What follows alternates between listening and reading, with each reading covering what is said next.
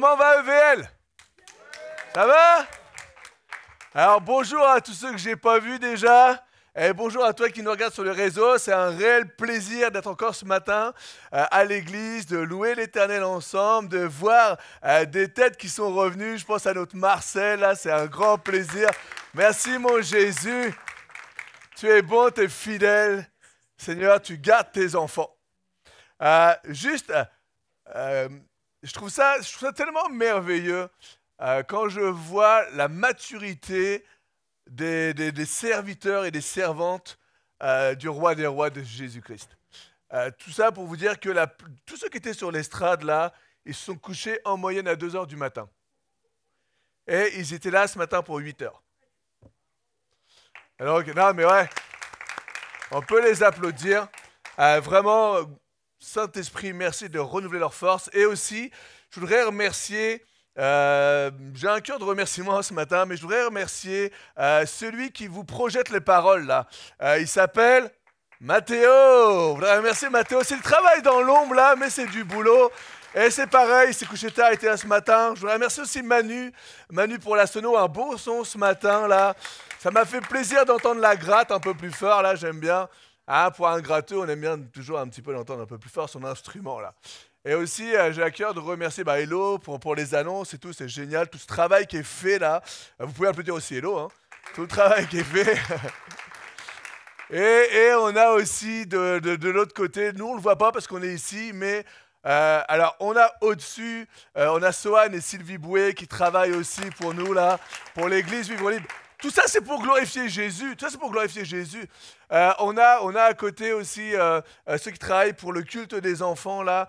On a Marie-Laure, Alejandra, on a Marie, et on a une dernière personne. Et là, je regarde vite fait, là, on me dit Pauline. Et on a Pauline, voilà. Est-ce qu'on peut la remercier?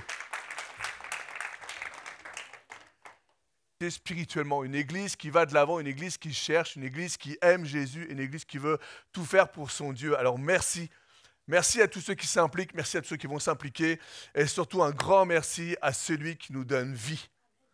S'il y a un grand applaudissement qu'on peut donner là, c'est à Jésus là. Merci Jésus. Merci Jésus parce qu'on sait que tu es vrai, on sait que tu es puissant, on sait que tu es à nos côtés. Si on demande à Marcel là, comment il a subi l'opération, comment il a subi tout ça, il y a eu des douleurs, il y a eu des complications, tout ça, mais il y a eu le soutien de l'Église et au-delà de tout ça, il y a eu le roi des rois qui était à ses côtés. Et Seigneur, nous te bénissons.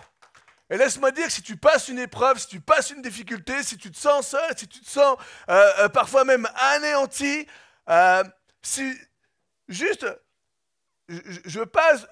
l'Église passe, les proches, ceux qui sont proches de moi, ceux qui me connaissent, ceux qui prient avec moi et tout.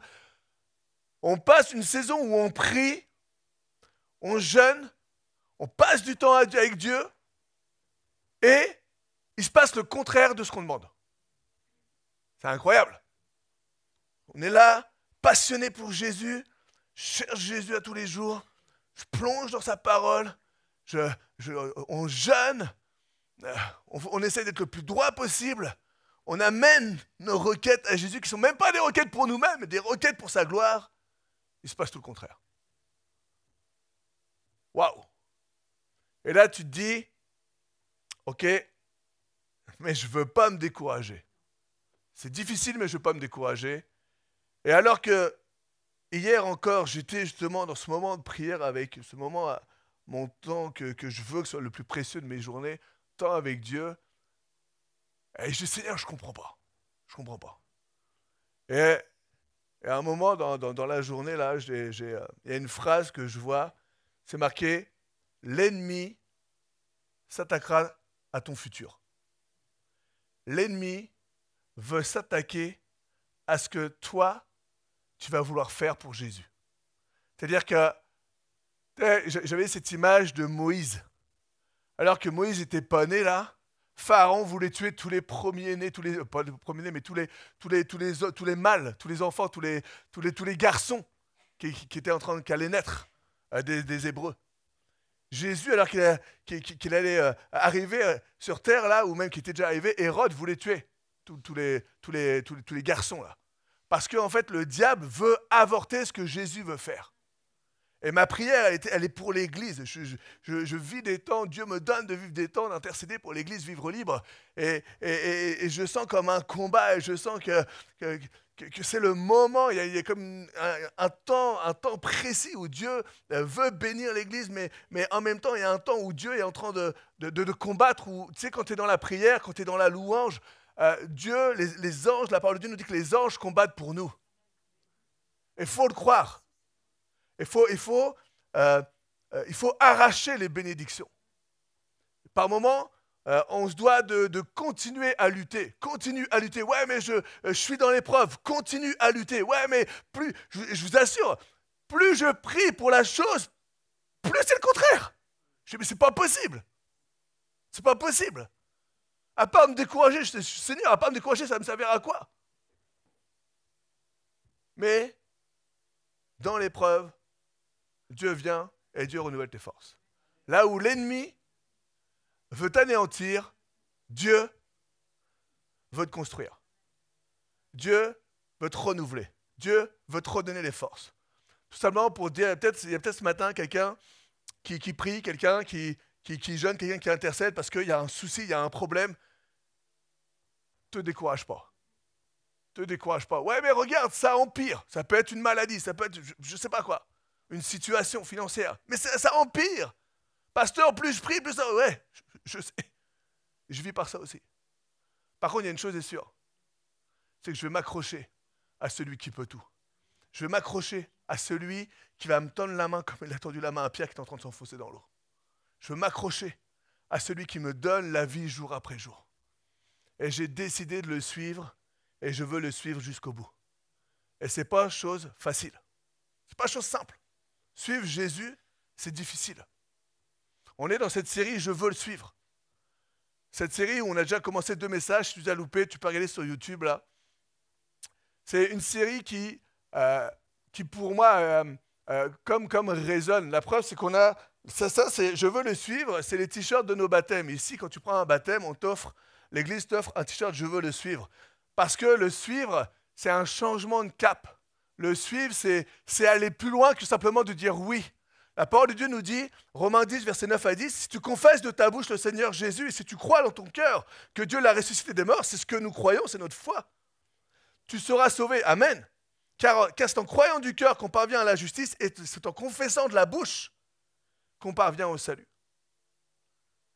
Cette confession, ce n'est pas une fin en soi, mais c'est un départ. C'est un départ où, ok Seigneur, je prends le baptême, je décide de changer de cap. Par là, c'était le cap de ma vie que je contrôlais. C'était le cap, tout à l'heure on a chanté, pas ma volonté mais la tienne. Par là, c'était le cap de ma volonté. Je veux le suivre. Je fais le demi-tour, je prends mon baptême, je fais le demi-tour. Et Seigneur, t'es par là, je vais aller par là. Mon cœur veut aller par là, ma chair veut aller par là. Moi, j'ai décidé d'aller par là parce qu'il y a Jésus. Je veux le suivre. C'est un nouveau départ. J'annonce aux puissances spirituelles que désormais, je veux suivre Jésus-Christ. J'annonce aux puissances spirituelles que ce n'est pas parce que je viens à l'église que je suis un chrétien, mais je viens à l'église parce que j'aime celui qui change ma vie, celui qui transforme ma vie, celui qui agit dans ma vie. Je viens à l'église parce que c'est devenu une passion dans mon cœur de vivre pour Jésus. Je viens à l'église parce que je veux que l'église vive. Pourquoi? Pour qu'on puisse voir Jésus à travers l'église. Plus j'avance dans ma foi, plus j'aime l'église. Et la bonne nouvelle, c'est que c'est vous l'église. Plus j'avance dans ma foi et plus je vous aime. Plus j'aime l'œuvre que Christ fait en vous.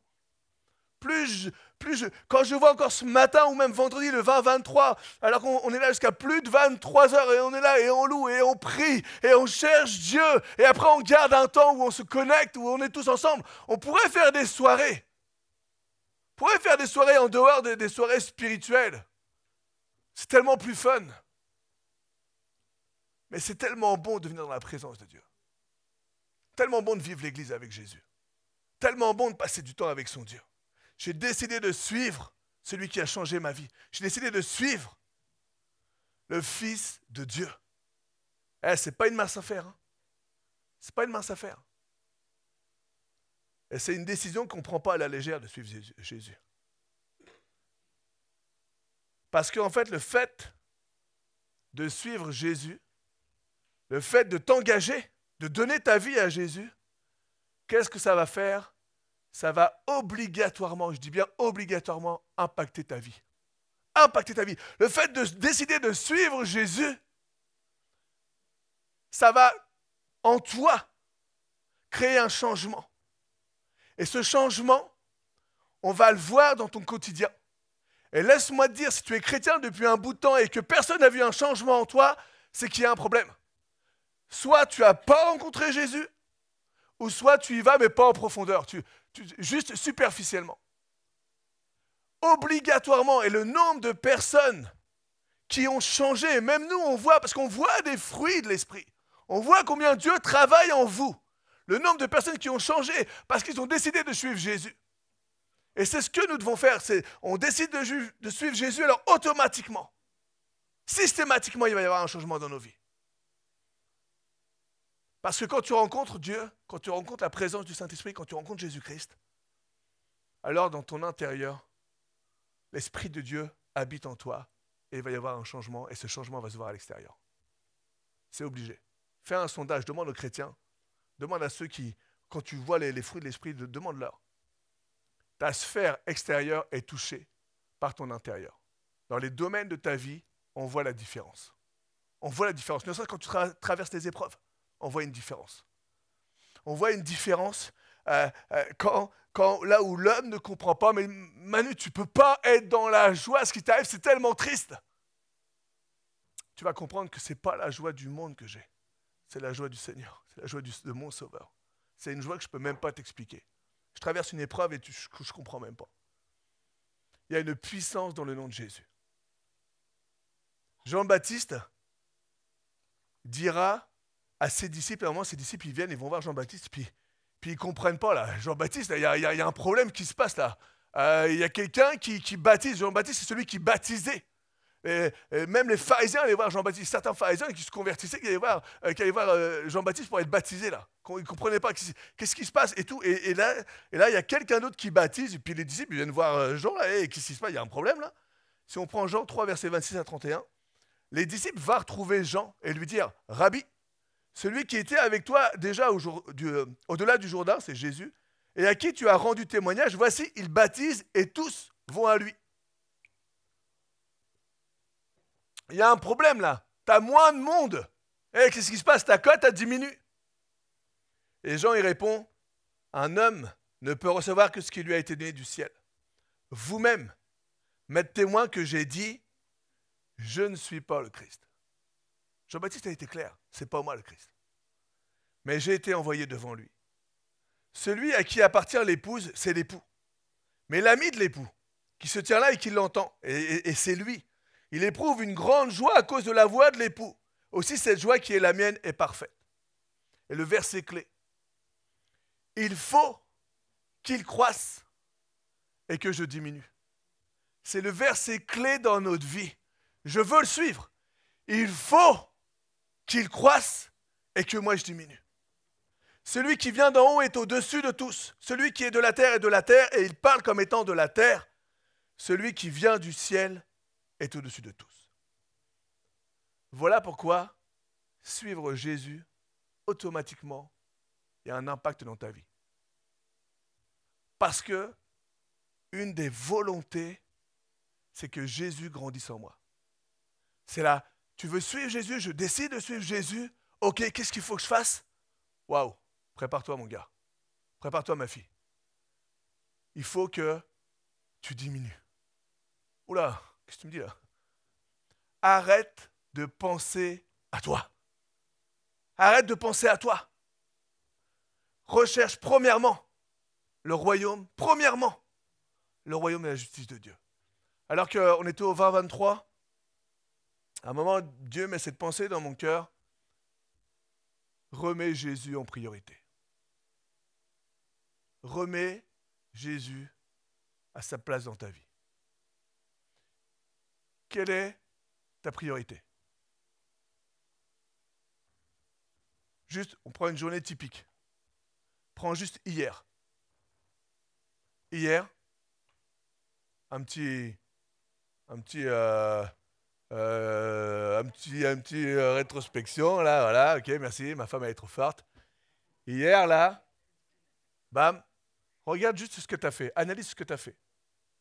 Est-ce que dans tout ce que tu as fait, je te dis pas, oh, j'espère que sur les 16 heures que tu étais réveillé, tu en as passé 10 avec Jésus. Je te dis pas ça. C'est, est-ce que tu as fait attention à ce que tu faisais pour glorifier Jésus? Est-ce que tu as fait attention à ce que tu disais pour glorifier Jésus? Est-ce que tu as pris quand même un temps de prière avec ton Dieu? Communion avec ton Dieu? Est-ce que tu as ouvert la parole de Dieu? C'est tellement important. Remets la priorité.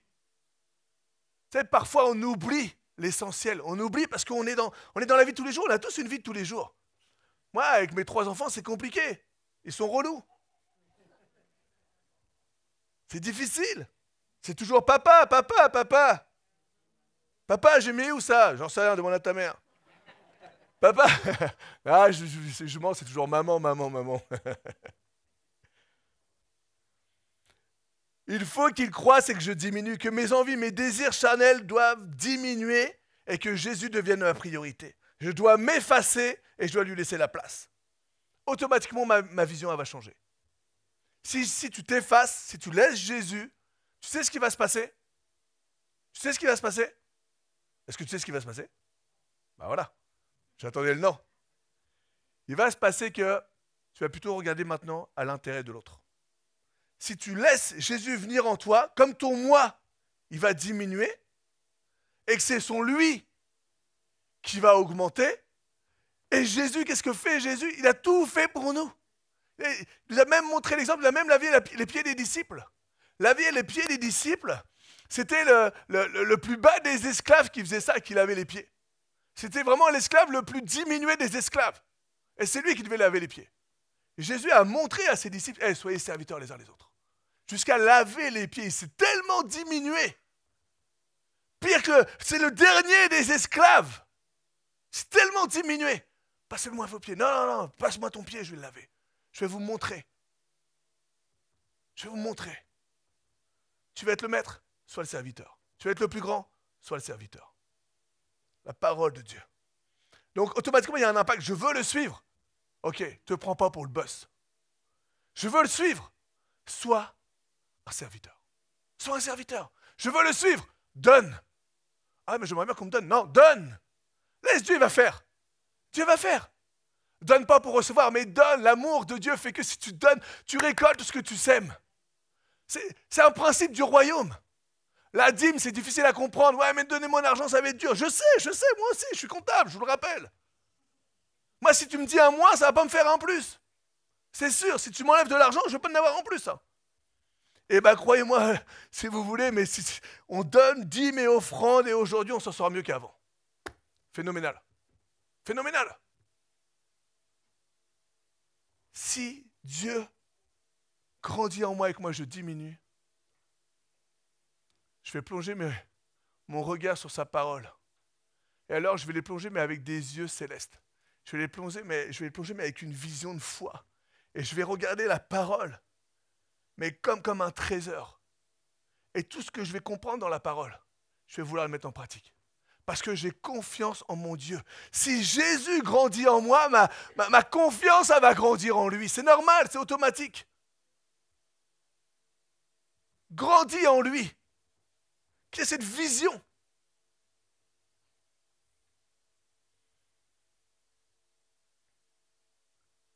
Paul dira d'une autre façon, et il va même encore, pour moi, monter une marche. Paul, il dit dans Galates 2:20, « J'ai été crucifié avec Christ, et si je vis, et là c'est encore plus fort, Paul il nous dit, si je vis, alors pour lui, c'est même plus lui qui vit. Je vis là, mais c'est même pas moi qui vis, c'est Christ qui vit en moi. Et si je vis maintenant dans la chair, si tu n'as pas compris, là je te parle d'aujourd'hui, je te parle de qui je suis, si je vis maintenant dans la chair, je vis dans la foi au Fils de Dieu, qui m'a aimé et qui s'est livré lui-même pour moi. En fait, Paul est en train de dire, je suis conscient que je suis homme, d'accord? Mais je vis dans la foi. Je suis conscient que je suis homme, mais l'Esprit de Dieu vit en moi. Et alors, je ne vais plus faire ma volonté, mais je vais faire sa volonté. Et alors, je ne vais plus céder à mes caprices. Je m'adresse au mari. Je m'adresse aux hommes. Non, je m'adresse aux femmes. Et si je dis, par exemple, Florence, est-ce qu'il fait des caprices de temps en temps? Elle n'ose pas dire oui. Elle a dit oui. Elle n'ose pas dire oui. Demandez à ma femme si je ne fais pas des caprices. Je suis un capricieux. Les hommes, la plupart du temps, c'est des capricieux. La plupart du temps, t'en as qui sont un peu plus côté femme. Les femmes sont moins capricieuses, quoique. Hello, elle est capricieuse. Non, je rigole. Mais on est des capricieux. Mais en Jésus-Christ, Seigneur, c'est plus mes caprices que je veux. Seigneur, je veux tout simplement me soumettre à toi. Et si je vis, oui, je sais que je suis sur la terre. Je suis pas farfelu. Je sais que je suis sur la terre. Mais je veux avoir ta vision à toi. Je veux vivre. Et, Seigneur, donne-moi les yeux du Père. Jésus, il dit, tout ce que je fais, c'est ce que le Père fait. Donne-moi, donne-nous. Donne à l'Église, Vivre Libre, les yeux du royaume des cieux. Les yeux du Maître, les yeux du Roi des rois. Donne-nous de voir comme toi tu vois et donne-nous de faire ce que tu veux qu'on fasse pour toi. Si je vis, c'est plus moi qui vis. C'est Christ qui vit en moi. Il y a une telle puissance. Il y a une telle puissance. Romains 6, verset 4-5, Paul dit, nous avons donc été ensevelis avec lui par le baptême en sa mort. Ok, je parlais du baptême.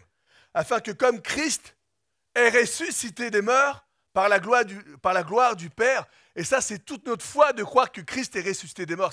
Notre foi elle est basée là-dessus. De même, nous aussi, nous marchions en nouveauté de vie. Tu n'es plus le même. Je suis plus le Manu. Non, je suis le Manu céleste. Je suis le Manu avec Jésus en lui. En effet, si nous sommes devenus une même plante avec lui, par la conformité à sa mort, nous le serons aussi par la conformité à sa résurrection. En effet, nous sommes devenus une même plante. Regarde ton voisin là. Et tu dis, je ne suis pas une belle plante. Et en plus, tu as du bol, ce matin, je sens bon. Tu as du bol, on est dimanche matin, j'ai mis un petit peu de parfum parce qu'on va à l'église. Donc non seulement je suis une belle plante, mais en plus je sens bon. Je vais vous dire un petit secret. Le problème chez nous, c'est que les plantes, elles meurent. Même un cactus, il est meurt. Quand même, pour tuer un cactus, il en faut. Et Paul confirmera dans 2 Corinthiens 5, 17, il dit, si quelqu'un est en Christ, il est une nouvelle créature. Les choses anciennes sont passées et voici toutes choses sont devenues nouvelles. Je ne veux pas être accusé par tout ce que j'ai fait. Ok, j'étais un capricieux. J'étais jusqu'à 11h20, il est 11h21. J'ai été un capricieux. Mais je ne veux pas m'appuyer sur mon passé, je veux voir devant et je veux voir avec les yeux de Jésus.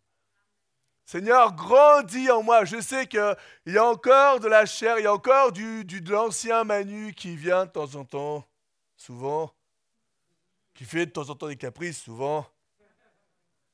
Faut être franc, faut dire les choses. Oui, mais on en est conscient, mais par contre, Seigneur, viens travailler en moi. Viens travailler en moi. Je refuse que mon ancien moi prenne le dessus et que ton Saint-Esprit vienne et travaille en moi. Et si tu veux suivre Jésus, alors il va y avoir un combat. Un combat jusqu'à la fin de ta vie, là. C'est un combat avec la chair. Galates 5, 17 nous dit, la chair a des désirs contraires à ceux de l'esprit. Et l'esprit en a de contraires à ceux de la chair. Ça commence mal, là. Ils sont opposés entre eux, afin que vous ne fassiez point ce que vous voudriez. Puis on en revient là-dessus. Aïe. Encore une fois, on me rattaque. Faut pas que je fasse de caprice. Arrête, Manu. Ouais, mais j'aimerais tellement faire ça. Il y a une lutte à chaque jour. Faut être franc. Il y a une lutte entre ma chair, entre ce que je veux faire, entre ce qu'on me propose, entre ce qu'on me dispose, ce qu'on veut me donner. Des fois, il y a des plans qui sont alléchants. Des fois, il y a des trucs là qui sont là. Puis tu peux les avoir, mais tu sais que c'est pas bon. Est-ce que je le fais, est-ce que je le fais pas? Puis je décide de pas le faire. Mais ça me coûte. Suivre Jésus, ça a un coût. Et bonne nouvelle, c'est qu'on a tous le même combat. Parce que si je te demande de faire ça sur ton voisin, sur l'épaule, et regarder s'il est bien de chair, je pense que tu vas voir que ton voisin est bien de chair. Ce n'est pas un fantôme, ce n'est pas un hologramme. La chair a des désirs contraires. Et ce qui me rassure dans la parole de Dieu, et c'est ça qui est bon aussi, la parole de Dieu, c'est que Paul, tout le monde connaît Paul, l'apôtre Paul, Paul qui a écrit un tiers du Nouveau Testament. Paul nous dit dans Romains 7, 19, « Je ne fais pas le bien que je veux, et je fais le mal que je ne veux pas. » Paul, c'est pas possible, c'est Paul qui nous dit ça. Même Paul a un combat, même Paul est en train de lutter, même Paul ne veut pas trouver les Écritures pour trouver des excuses parce que j'ai cédé. Non, c'est pas vrai.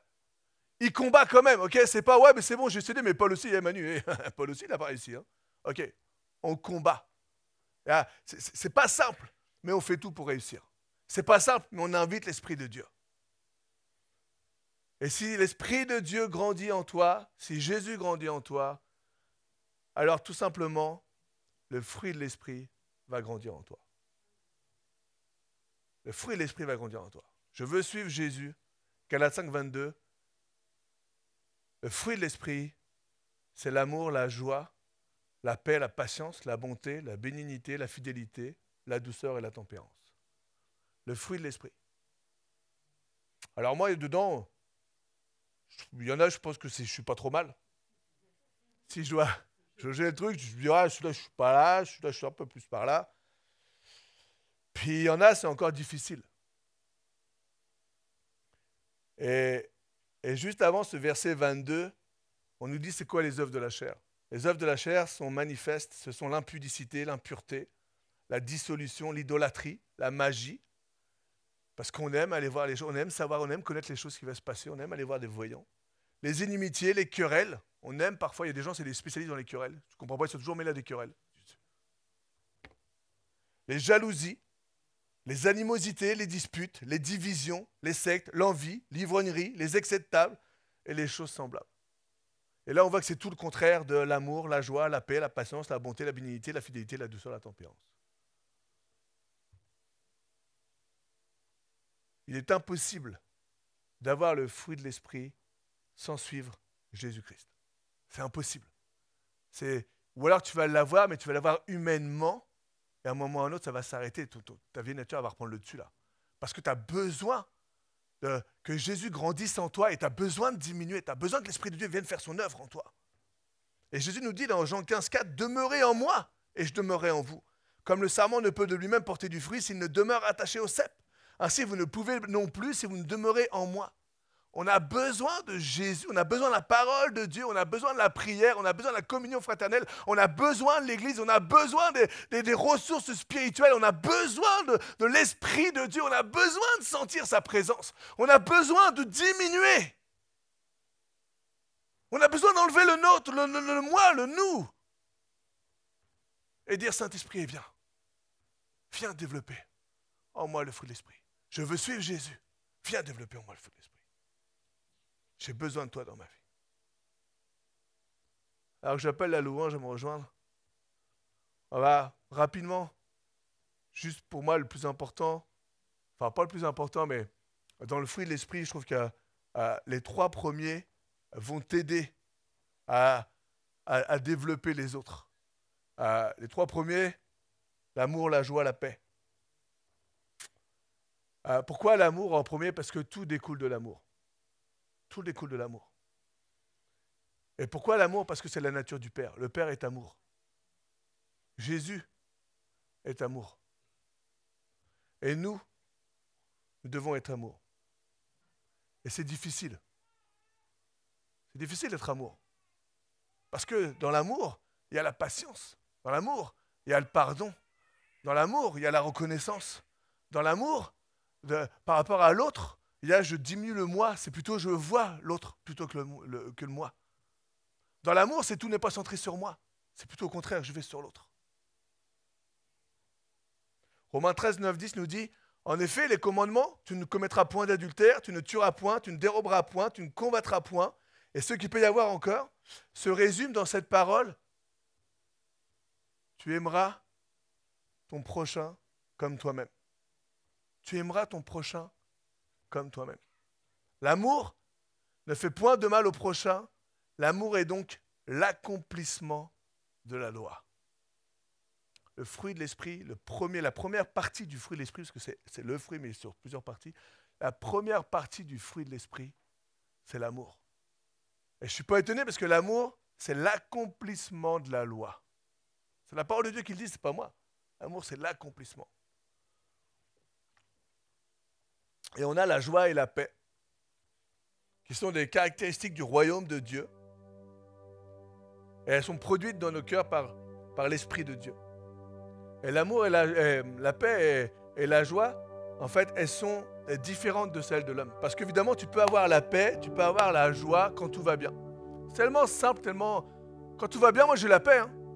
D'accord? Quand tout le monde prend des nouvelles, quand tout se passe bien, quand dans mon travail ça roule, quand mes enfants sont adorables, quand ma fille me fait des câlins, quand mes gars disent « Ouais, papa, on va faire un Monopoly avec toi et tout, toi. » Voilà, c'est génial. Là, j'ai la paix, j'ai la joie, j'ai l'amour et tout. Mais c'est un amour différent que l'amour de Dieu. C'est une paix différente que la paix de Dieu. C'est une joie différente que la joie du Seigneur. La joie du Seigneur, Néhémie 8:10, il dit « Car la joie du Seigneur sera notre force. » La joie de Dieu va t'aider à traverser des difficultés. La joie de Dieu vient même quand les moments sont difficiles. Même quand les moments sont tristes. Même quand je ne comprends pas comment est-ce que tu peux louer ton Dieu dans cette épreuve. Je ne comprends pas comment tu peux louer Dieu alors que tu es en prison. Paul et Silas étaient en prison.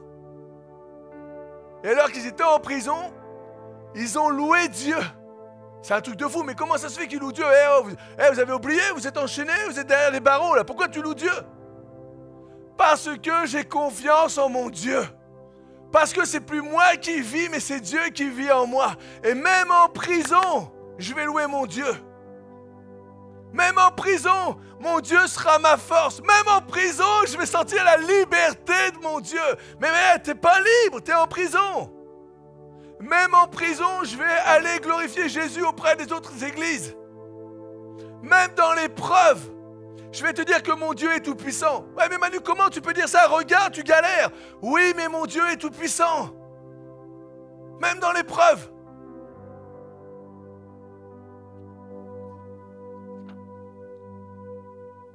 Isaïe 9:5. On l'appellera merveilleux conseiller, Dieu puissant, Père éternel, prince de la paix. Prince de la paix.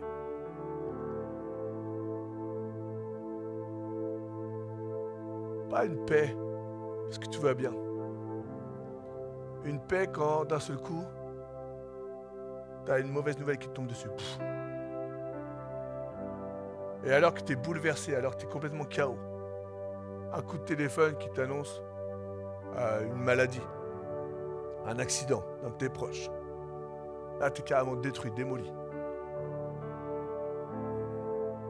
Tu viens devant Dieu. Je vous le dis, hein, ça m'est arrivé. Tu viens devant Dieu. Tu pries, tu ne comprends pas, tu es anéanti humainement. Et d'un seul coup, tu ne sais pas pourquoi. Tu as comme Dieu qui vient, qui touche ton cœur. Je me souviens, Dieu m'avait donné une parole. Et cette parole de Dieu, elle a percuté mon cœur alors que j'étais en pleine épreuve. Elle a bouleversé tout mon entendement. Elle a tout retourné. Là où j'étais anéanti, là où j'étais par terre, je ne mangeais plus, je pleurais, j'étais détruit. Même ma femme ne pouvait pas me consoler. Même si elle me parlait, je n'entendais même pas. Et j'étais tellement anéanti. Une parole de Dieu alors que je cherchais mon Dieu. Une parole que j'ai reçue dans mon cœur. Une pensée que Dieu a mis dans mon cœur. Alors que je me rappelle, je suis allongé par terre dans ma chambre. Tellement j'étais anéanti. Dieu me met cette parole d'un seul coup. Bam. Cette parole, elle m'a comme mis un manteau sur moi. Un manteau de paix. Dieu m'a comme relevé. Alors que je passais, alors que c'était une épreuve difficile, Dieu m'a comme pris par la main là. On va réussir. Tu vas réussir. Ça va se passer. Tu vas la traverser, cette épreuve. Dieu est celui qui veut te prendre par la main et te dire tu vas réussir. On va la traverser ensemble. Tu n'es pas tout seul. Tu n'es pas tout seul. Tu n'es pas tout seul. Je suis avec toi. Je connais. J'entends tes prières. Je vois tes larmes. Je suis là pour toi. La paix de Dieu qui surpasse toute intelligence et qui garde nos pensées en Jésus-Christ. La paix de Dieu qui garde ta foi en celui qui peut tout. Je ne parle pas d'une paix humaine quand tout va bien.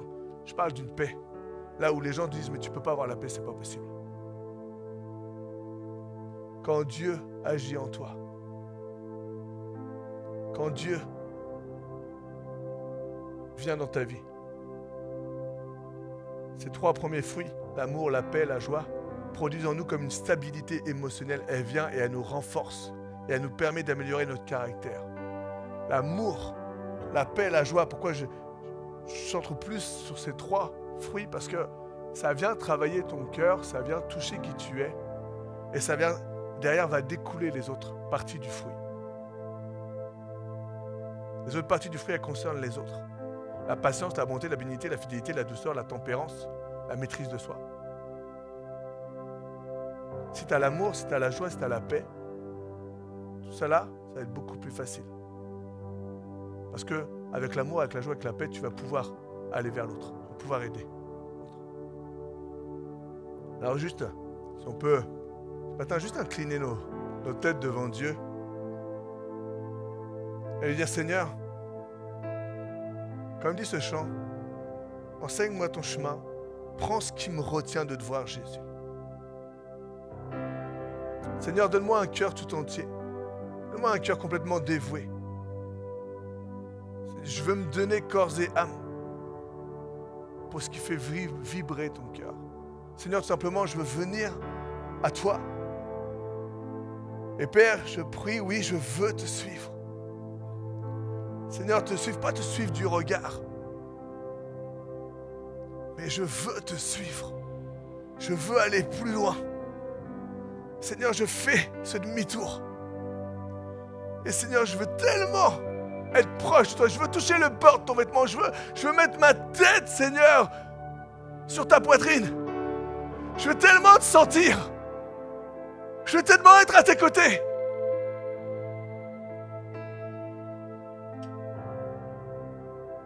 Et Seigneur, je sais aussi que pour te suivre, il y a un combat. Paul disait, à la fin de sa vie, j'ai combattu le bon combat. J'ai gardé la foi. J'ai gardé l'amour. Même en prison, il s'occupait des autres. Il écrivait des lettres aux églises. Même en prison, il élevait le nom de Jésus. Même en prison, il glorifiait son Dieu. Aujourd'hui, parfois, on est prisonnier. Spirituellement, prisonnier des choses, de la vie, prisonnier.